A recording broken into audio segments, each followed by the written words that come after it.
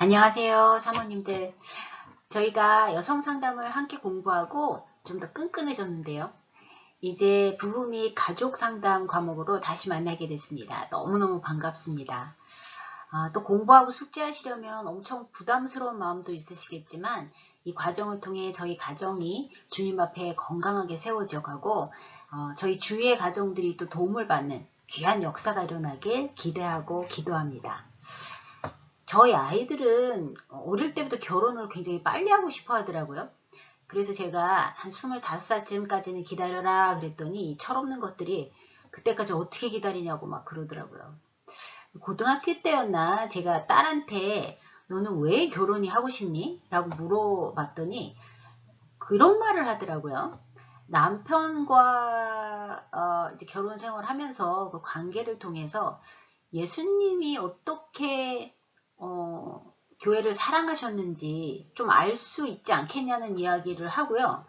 자식을 낳으면 하나님이 자기를 어떻게 얼마나 사랑하시는지 좀 더 이렇게 체험적으로 알 수 있지 않을까 기대한다고 그런 얘기를 하더라고요. 사실 되게 놀랐는데요. 제가 속으로 결혼을 하기도 되긴 되겠구나 싶었습니다. 자, 그래서 우리가 조금 더 이제 그 결혼의 의미가 뭔지, 결혼을 통해서 과연 하나님을 경험한다는 것이 무슨 말인지에 대해서 조금 더 나눌 텐데요. 오늘 첫 시간에는 가족 치료에 있어서 기독교적인 프레임워크를 먼저 살펴보겠습니다. 우리 전에도 했었는데 창조, 타락, 구속, 영화 뭐 이런 어떤 성경적인 주제들이 부부나 가족의 본질적인 문제에 대해서 어떻게 영향을 미치는가 살펴보는 시간입니다. 그래서 이 구속사가 과연 가족 기능, 가족 관계, 가족 정체성에 어떻게 영향을 미치는지 함께 생각해 보겠습니다. 우리가 여성 상담에서도 맨 처음에 창조와 타락 그리고 그 결과에 대해서 다뤘는데요. 기독교 상담은 성경이 제시한 하나님에 대한 이해나 인간에 대한 이해에서 출발합니다. 그래서 오늘도 잠시 하나님의 창조와 그리고 인간의 타락 그리고 예수님을 통한 구속을 살펴보면서 이 가족 치료의 가장 베이스, 가장 중요한 기본을 살펴보시겠습니다. 우리가 창세기 1장 27절, 28절을 보면요. 하나님께서 자기의 형상대로 남자와 여자를 창조하시는 그 사건이 그려집니다. 하나님이 자기의 형상, 곧 하나님의 형상대로 사람을 창조하시되 남자와 여자를 창조하시고 하나님이 그들에게 복을 주시며 하나님이 그들에게 이르시되 생육하고 번성하여 땅에 충만하라, 땅을 정복하라. 바다의 물고기와 하늘의 새와 땅에 움직이는 모든 생물을 다스리라 하시니라 이렇게 말씀하십니다. 저는 연애할 때 하도 골치가 아파서 도대체 하나님께서 왜 남자와 여자를 따로 만드셨을까? 다르게 만드셨을까? 이렇게 의아해한 적이 있는데요. 하나님께서 여자와 남자를 만드시고 그리고 복을 주시고요.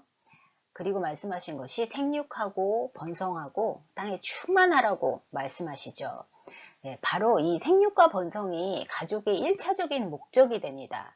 그래서 사실 저희는 동성 결혼이 이런 어떤 1차적인 목적과 부합되지 않는다는 것 때문에도 반대를 하죠. 그러면서 세상을 다스리라는 임무를 주시죠. 그래서 처음에 생육과 번성, 그리고 책임적인 지배에 대해서 이 말씀에서 설명하십니다. Responsible Dominion이라고 이야기하는데요. 하나님의 방식대로 책임감을 가지고 세상을 다스리는 그런 어떤 책임적 지배에 대한 설명이라고 할 수 있습니다. 인간을 가족 속에 놓은 하나님의 창조 의도는 무엇일까요? 이것을 생각해 보면 생육하고 번성하라는 그 분명한 목적이 있었는데요. 우리 가족은 또한 우리가 하나님의 형상을 표현하는 최초의 관계가 됩니다. 바로 사랑의 관계입니다. 책에 보면 잭 앤 주디 버스윅에 대해서 소개하고 있는데요. 그분들이 뭐라 그랬냐면 가족 관계를 통해 하나님의 형상이 드러난다고 이야기합니다. 또 가족이 하나님의 언약을 전달하는 수단이 된다고도 이야기하죠. 이 창세기 2장 23절에서부터 25절까지 보면 아담이 어떻게 이 여자를 처음 만나고 그 이름을 부르면서 사랑에 빠지는지 그 장면이 나오거든요. 아담이 이르되 이는 내 뼈 중에 뼈 살 중에 살이라 이렇게 이야기하는데 저는 이 장면을 보면 두 가지가 생각이 납니다. 하나는요, 김춘수 시인의 꽃이라는 시를 사모님도 들어보신 분들이 있을 거예요. 굉장히 유명한 시인데 이렇게 아주 멋있게 이야기하죠. 내가 그의 이름을 불러주기 전에는 그는 다만 하나의 몸짓에 지나지 않았다. 내가 그의 이름을 불러주었을 때 그는 나에게로 와서 꽃이 되었다. 내가 그의 이름을 불러준 것처럼 나의 이 빛깔과 향기에 맞는 누가 나의 이름을 불러다오. 그에게로 가서 나도 그의 꽃이 되고 싶다. 우리는 모두 무엇이 되고 싶다. 나는 너에게, 너는 나에게 잊혀지지 않는 하나의 의미가 되고 싶다. 라고 이렇게 멋있게 고백하는 시죠. 아담이 사실 이 시처럼 이름을 부르는 거예요. 여자라는 이름을 이제 붙이면서 내 뼈 중에 뼈, 살 중에 살이라 라고 고백을 하는데요. 바로 이 말은 나는 너고 너는 나다 라는 아주 진한 고백이죠. 사모님도 이거 어디서 들어보지 않으셨나요? 네, 바로 옛날에 파리의 연이라는 오래된 그 드라마에서 한 배우가 하는 고백입니다. 그 곡이랑 비슷하죠. 내 안에 너 있다. 이런 고백을 합니다. 바로 이 말이 이 성경 구절과 비슷한데요. 성경이 오리지널 대본이라고 저는 생각합니다. 그러면서 두 사람이 벌거벗었으나 부끄러워하지 아니하니라 라고 말씀합니다. 아무것도 걸치지 않아도 척하지 않아도 뭐 눈썹을 그리거나 화장을 하거나 이러지 않아도 스펙이나 능력이나 뭐 이런 걸 자랑해서 나를 가리지 않아도 그저 있는 그대로 부끄럽지 않은 관계가 바로 부부관계라는 거죠. 어떻게 보면 완벽하게 오픈된 완벽한 오픈네스 완전한 친밀감의 상태를 의미합니다. 이것이 바로 하나님이 디자인하신 부부의 모형이죠. 그래서 창조를 통해서 우리에게 사랑의 관계로 초대하십니다. 사랑의 관계를 알게 하십니다. 자, 그런데 남자와 여자가 선악과를 따먹고 불순종하면서 인간 세상에 죄가 들어오지요. 그 결과로 제일 먼저 하나님과의 분리가 일어나는데요. 창세기 3장 10절에 보면 이르되 내가 동산에서 하나님의 소리를 듣고 내가 벗었으므로 두려워하여 숨었나이다 라고 말합니다. 여러분 이 하나님의 소리를 듣고 반가운 게 아니라 두렵고 벗었다는 걸 알고 숨어버리는 아담과 이브의 모습인데요. 여러분 혹시 차를 과속으로 막 몰면서 경찰차 보면 반가우세요? 아니죠. 어떻게 하든지 경찰차가 나를 못 보고 눈에 띄지 않았으면 합니다. 아담도 하나님의 소리를 듣고 이렇게 숨어버리죠. 하나님과의 분리에 이어서 두 번째로 타인과의 분리가 일어나는데요. 창세기 3장 12절 13절 보면서 보면 아담이 이르되 하나님이 주셔서 나와 함께 하신 여자 그가 나무 열매를 내게 주므로 내가 먹었나이다. 여호와 하나님이 여자에게 이르시되 내가 어찌하여 이렇게 하였느냐 여자가 이르되 뱀이 나를 꿰므로 내가 먹었나이다. 이렇게 이야기를 합니다. 사실 핑계대고 비난하고 이런 관계로 변하죠. 이전에 완전한 친밀감의 관계가 깨져버립니다. 가족을 상담하다 보면 서로를 고립시키기도 하고 비난하는 모습을 사실 굉장히 많이 보는데요. 뭐 아내를 비난하고 남편을 비난하고요. 어떤 때는 집안에서 뭐 아빠가 고립이 된다거나 한 아이가 문제아로 완전히 딱 찍히기도 하죠. 지목이 되는 경우가 있죠. 반대로 또 가족을 너무 우상화하기도 하는데요. 한국 분들에게 사실 자식처럼 중요한 것이 없죠. 돈도 우리의 우상이라고 하지만 때로는 돈조차 자식 때문에 더 악착같이 벌게 되는 그런 경우도 있습니다. 가족이 이전에서는 완벽한 그 에덴에서는 하나님의 형상이 드러나는 사랑의 관계였는데 사실 이 관계의 질이 완전히 변하게 되죠. 우리 가정들을 지금 보면 굉장히 엮이는 가정도 많이 있고요. 사랑을 배워야 하는 그 가족 안에서 제일 먼저 일어나는 일이 정서적인 학대, 뭐 신체적인 학대, 때로는 성적인 학대도 일어나기도 합니다. 그리고 굉장히 충격적인 어떤 외상의 경험들이 가족 안에서부터 시작되는 경우가 많습니다. 정말 슬픈 일이죠. 세 번째로 죄의 결과는 자신과 세상 만물로부터 다 분리되는 것입니다. 내 안에 어떻게 수치심과 죄책감이 자리 잡게 되었는지 저번 여성 상담에서 잠깐 이야기를 나눴는데요. 나 자신뿐만이 아니라 세상과의 관계의 어떤 질이 완전히 변해버리죠. 다스리라고 주신 땅이 인간으로 말미암아 저주를 받게 됩니다. 이 말씀에 보면 아담에게 이르시되 내가 내 아내의 말을 듣고 내가 네게 먹지 말라 한 나무의 열매를 먹었은즉 땅은 너로 말미암아 저주를 받고 너는 평생에 수고하여야 그 소산을 먹으리라.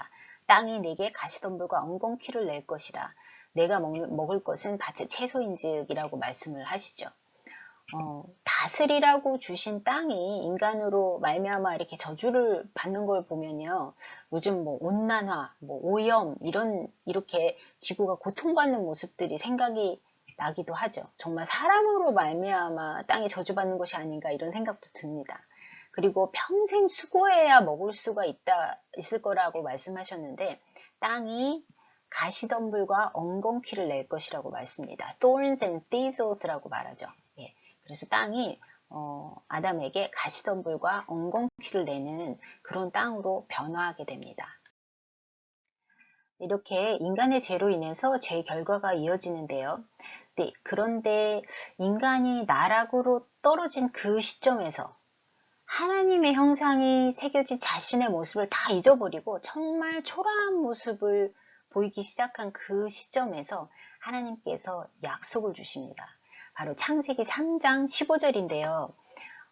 내가 너로 여자와 원수가 되게 하고 내 후손도 여자의 후손과 원수가 되게 하리니 여자의 후손은 내 머리를 상하게 할 것이요 너는 그의 발꿈치를 상하게 할 것이라 하시고 라고 말씀하십니다. 이게 무슨 말일까요? 바로 몸복음이라고 말씀하시는 구절입니다. 뱀에게 너는 평생 배로 기어다닐 것이라고 저주하시고요. 하나님께서 바로 무슨 말씀을 하시냐면 여자의 후손이 뱀의 머리를 상하게 할 것이라고 말씀하시죠. 그리고 너는 그의 발꿈치를 상하게 할 것이라고 말씀하십니다. 바로 그 죄를 지어서 여자와 남자가 바닥을 치고 있던 그때, 정말 보잘것없는 모습으로 전락한 그때에 하나님께서 여자의 후손, 즉 예수님을 보내시겠다는 약속입니다. 사실 구원이 전적으로 하나님께 있음을 알게 하는 구절이지요. 이때 아담의 반응이 굉장히 인상적입니다. 아담이 이때 비로소 아내의 이름을 바꿉니다. 하와라고 불러요. 처음에는 여자라고 불렀다가 자신의 잘못을 여자에게 전가시키고 하나님도 비난하죠. 하나님이 만드신 여자다. 이렇게 굉장히 찌질한 모습을 보였던 아담이었는데요. 요때는 하나님께서 주신 약속에 대해서 아멘합니다. 여자의 이름을 하나님의 약속에 의지해서 모든 산자의 어머니 하와라고 부르기 시작합니다. 저는 이 말씀을 읽으면서 산자의 어머니에 대해서 생각해 봤는데요. 묵상을 하면서 제 아이가 굉장히 어렸을 때 생각이 하나 났어요. 제 아들이 한 9개월쯤 됐었던 것 같은데요. 아직 걷지 못할 때였는데 그때 4살 된 이제 큰 딸하고 돌도 안 된 아들을 데리고 동부에서 제가 혼자 서부로 비행기를 탄 적이 있었어요. 근데 비행기를 타기 직전에 잠깐 아이를 의자에 올려놓고 고개를 잠깐 돌렸는데 그 순간에 아이가 콘크리트 그 바닥으로 거꾸로 떨어졌습니다. 그래서 머리를 이제 부딪혔는데요. 너무 많이 우는데 뭐 기절을 한 건 아니고 이래서 그냥 울기만 하니까 그냥 그대로 비행기 시간이 너무 급해서 아이를 데리고 비행기를 탔어요. 근데 비행기가 떠서 올라가자마자 아이가 토했다가 기절했다가를 계속 반복하는 거예요. 그래서 그 혼자 아이를 안고 제가 온몸에 아이의 토로 다 뒤집어 쓰고 앉아 있었어요. 큰 아이는 옆에 앉혀놓고. 비행기에서도 뭐 난리가 났는데 의사들이 있는지 막 불러주더라고요. 그래서 제 의사들이 제 옆에 한 서너 분이 앉아서 계속 아이를 지켜보고 번갈아 가면서 체크하고 이러고요. 비행기에서는 언제든지 응급 상황이라고 그러면 비행기를 중간에 내리겠다고 하더라고요. 근데 가는데 한 3시간쯤 계속 토했다가 기절했다가 이러더니 3시간쯤 지나니까 이게 좀 가라앉으면서 잠이 들었습니다. 제가 그 한 5시간의 비행 동안에 제 마음에 아무 생각이 안 나는데요. 딱 한 가지 생각만 나더라고요. 그냥 이 아이가 죽으면 나도 죽을 것 같다는 생각 그 한 가지밖에 안 나는 거예요. 그러면서 제가 그 5시간 동안에 하나님께 어떤 약속들을 쏟아냈겠습니까? 하나님이 이 아이를 살려만 주시면 제가 무슨 짓이든지 다 하겠다고, 무슨 일이든지 다 하겠다고 말씀드렸죠. 제가 얼마나 많은 약속을 그때 했겠어요. 5시간 동안에. 그래서 사실은 지금도 이렇게 고생합니다. 그런데 저는 산자의 어머니란 바로 이런 것이 아닐까 하는 생각을 그때 했었습니다. 아이를 살릴 수만 있다면 무슨 짓이든 못할 것이 없는 게 바로 어머니의 마음이죠. 우리 주위에 있는 사람들을 살릴 수만 있다면 어떤 일, 어떤 고생도 사실 감당할 수 있는 게 산자의 어머니라는 생각을 제가 그때 했습니다. 바로 하나님의 구원의 약속 후에 바로 이 여자가 모든 산자의 어미라는 이름을 갖게 됩니다. 그리고 하나님께서 하신 일이 있죠. 아담과 하와에게 가죽옷을 지어 입히십니다. 이미 이들의 허물을 덮기 위해서, 이들의 벌거벗은 모습, 수치심을 덮기 위해서 무엇인가가 죽었다는 이야기입니다. 또 타락의 결과 중에 하나가 땅에 가시와 엉겅퀴를 낼 것이라고 조금 전에 말씀드렸는데요.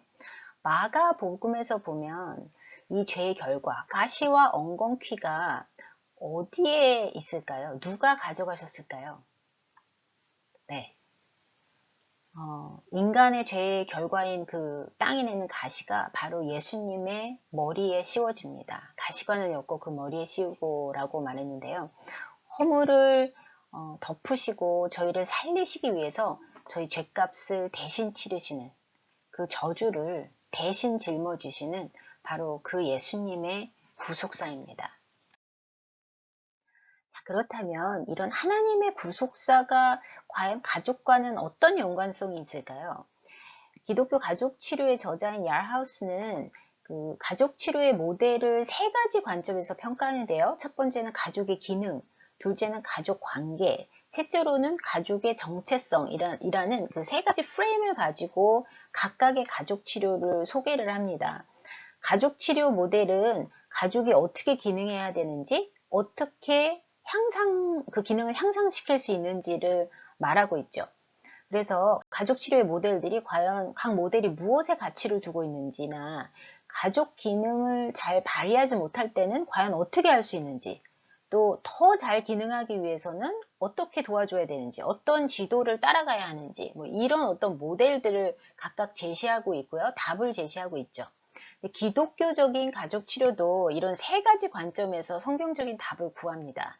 먼저 가족은 어떻게 기능해야 하는가? 잘 기능하지 못하고 있으면 어떻게 향상시킬 수 있는가? 이런 답들을 찾고 있는데요. 여러분, 성경 자체가 가족의 기능, 가족 치료 이것을 목표로 해서 써진 책이 아닙니다. 그러나 하나님의 창조 섭리, 예수님의 구속사 이런 성경 말씀을 통해서 그 답에 접근할 수가 있겠죠. 예를 들어 창세기 2장 24절에 보면요. 이러므로 남자가 부모를 떠나 그의 아내와 합하여 둘이 한 몸을 이룰지로다 라고 말씀을 하시는데요. 제가 보면 성경은 굉장히 부부의 연합에 큰 강조점을 갖고 있습니다. 부부가 중심이 되죠. 그래서 제가 이 구절을 가지고 사실 몇 세션씩도 며칠도 그렇고 부부 세미나를 인도하기도 하는데요. 남자가 부모를 떠난다. 이것이 과연 무슨 의미인지 한참 설명을 합니다. 예를 들어 경제적인 독립, 특히 이제 정신적인 독립에 관해서 많이 강조를 하는데요. 정신적인 독립이라고 할 때 옛날 과거에 있던 상처들, 부모하고 해결되지 않는 문제들, 이런 것에 대해서 이제 어떻게 독립하는가, 이런 문제에 대해서 이야기를 하곤 합니다. 그리고 아내와 합하여 라고 말하는데 사실 아내와 잘 합하는 것, 연합하는 것이 얼마나 힘듭니까? 서로 너무 이해도 잘 안 되고 많이 싸우잖아요. 그래서 의사소통에 관련된 이제 강의도 많이 하고요. 그리고 한 몸을 이룰지로다 이런 것과 관련해서 뭐 한 몸이 되는 섹스 이런 것에 관한 티칭도 합니다. 사실 이 성경 구절 한 구절이 얼마나 무한한 의미를 담고 있는지 몰라요. 그래서 가족의 건강한 기능에 대해서 생각해 볼 때 바로 기독교적인 관점이 그 기준을 제공할 수 있다고 믿습니다. 또 성경적인 가치와 기준이 구속사가 가족 관계가 어때야 하는지를 계속해서 가르쳐 주고 있는데요. 어, 성경에서는 가족 구성원이 어떻게 서로 관계를 맺어야 하는가에 대해서 이야기하고 있죠. 예수님의 사랑을 통해서 이야기하고 있습니다. 남편이 아내를 어떻게 사랑하라고 했죠? 예수님이 교회를 위해 자신을 내어주는 것처럼 그렇게 아내를 사랑하라고 말씀하시죠. 사실은 아내를 사랑하는 것이 예수님이 교회를 위해 사랑하는 것과 비교가 됐는데요. 예수님이 교회를 어떻게 사랑하셨나요? 아내를 지배하고 마음대로 하려는 것이 아니라 자신을 교회를 위해서 죽으신 예수님의 사랑이 바로 그 기준이 됩니다. 또 아내가 남편을 어떻게 존중하고 따라야 하는지 성경에 대해서도 말하죠. 이 순종해라 라는 말이 왠지 잘 소화가 안 되고 열받기도 하지 않습니까? 저도 사실 에베소서 때문에 결혼할 때 참 힘들었어요. 그런데 사실 남편에게 요구된 예수님 같은 사랑보다는 어떻게 보면 순종하라는 명령이 훨씬 쉬운 명령이 아닌가라는 생각도 듭니다. 지금 보면 나를 다 내어주고 죽이는 것보다 순종하는 것이 좀 더 쉬워 보이지 않습니까? 네. 지금 세상은 내가 결혼을 해서 얻어내는 것을 아주 똑부러지게 잘 보고 얻어내야 된다고 말합니다. 결혼하면서 아내가 지어주는 따뜻한 밥을 바라면서 결혼을 하기도 하죠. 그런데 요즘 아내들이 따뜻하고 맛있는 밥을 할 수 있는 줄 알고 결혼하는 사람이 얼마나 있겠습니까? 또 때로는 여자들은 내가 일하지 않아도 살아갈 수 있는 방편으로서 남편을 찾기도 하죠. 그런데 요즘 남자들 맞벌이 원해요. 그런데 하나님이 내게 가족을 허락하신 목적이 무엇인가? 그분의 목적과 섬김을 위해서 저희가 창조되었는데요. 바로 나와 하나님 관계를 이해하는 그 모델이 바로 가족이 됩니다. 가족 안에서 예수님의 사랑이 과연 얼마나 희생하는 사랑이었는지, 아버지가 나를 얼마나 사랑하셨는지, 이런 것들을 체험적으로 진짜 알 수 있는 그런 모델이 되는 거죠. 그래서 가족 안에서 인내도 늘어가고, 더 유연해져야 되고, 그렇죠. 우리 왜 결혼하고 막 애 셋, 넷 이렇게 낳은 엄마들 보면 그냥 푸근하지 않습니까? 그리고 또 신실하게 가족들에게 인테그리티를 보여야 하고 이런 어떤 성경적인 가치들이 가족 안에서 표현돼야 되는데요. 바로 성경에서의 사랑은 우리가 얘기하는 사랑과 약간 좀 다릅니다. 이 요한 1서에서처럼 우리를 위해 목숨을 버리신 예수님에게서 사랑이 시작되죠. 우리의 사랑은 사실 그래서 쌍방통행이 아닙니다. 부부들이 와서 싸우면서 하는 이야기가 뭐냐면, 아니 하나님이 사랑하라고 했는데 도대체 사랑을 할 만해야 사랑을 하죠 라고 얘기하고, 아니 남편이 존경할 만해야 존경을 하지 않습니까? 이렇게 막 이야기를 합니다. 그리고 많이 싸워요. 그런데 사실은 아내가 사랑을 할 만해서 사랑하는 것이 아니고요. 남편이 순종할 만해서 순종하는 것이 아닙니다. 예수님이 우리를 사랑하셔서 우리도 서로를 사랑하는 것이죠. 그래서 방향이요. 이렇게 가는 것이 아니라 옆에서 옆으로 가는 것, 쌍방통행이 아니라 위에서 예수님에게서 받고 그래서 저희가 옆으로 나누는 것이 바로 저희에게 가르쳐 주신 하나님의 사랑입니다. 바로 구속사의 사랑이죠. 예수님의 사랑이죠. 그래서 바로 이 예수님의 사랑이 가족 관계가 과연 어때야 되는지 또 더 나아가서 인간관계가 더 어때야 되는지를 정의합니다. 자, 마지막으로 구속사는 가족의 정체성에 대해서도 말합니다. 가족의 정체성이라는 것은 가족이 되는 것과 가족으로 살아가는 것이 과연 어떤 의미 있는가라는 것을 설명하고 있는데요. 사실 가족을 통해서 자신과 세상을 이해하는 방법이 제시가 되죠.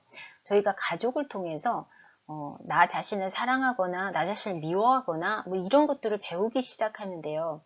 계속해서 부모님이 아유 저 세상 쓸모없는 거 아무짝에도 쓸모없는 거 뭐를 시켜도 제대로 못하는 거 이런 이야기를 만약에 계속 듣는다면 자신에 대해서 또 세상에 대해서 어떻게 이해하겠어요. 또 어떤 분들은 일찍이 뭐 어떤 사정에 의해서 부모님들이 안 계시다거나 이혼하셨다거나 그래서 어디에 맡겨져서 컸다거나 이런 일들이 있을 때 사실은 세상은 나를 사랑하지 않는구나, 나를 귀하게 여기지 않는구나, 나는 중요한 사람이 아니구나, 세상은 나를 싫어하는구나, 이렇게 어떻게 나 자신과 세상을 이해할 수도 있겠죠.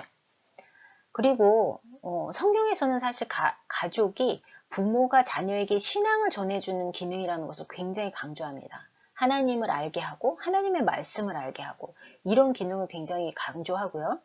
예수님의 큰 몸의 일부이고 가족이 교회의 일부라는 사실도 분명히 강조하죠.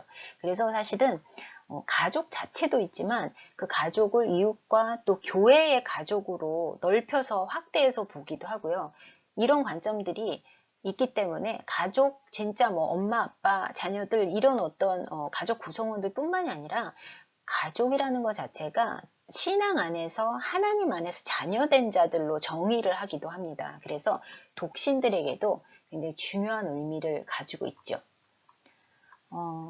클랩은 가족은 이 땅에서 하나님의 가장 중요한 제도 가운데 하나이다 라고 이야기하고요.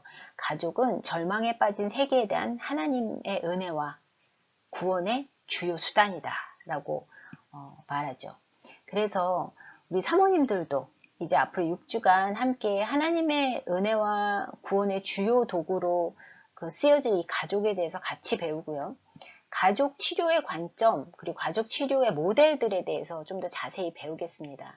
더불어서 말씀에 기초한 건강한 가족을 세우기 위해서 쓰임받으시는 우리 사모님들이 되시길 계속해서 같이 기도하겠습니다. 다음 주에 뵙겠습니다.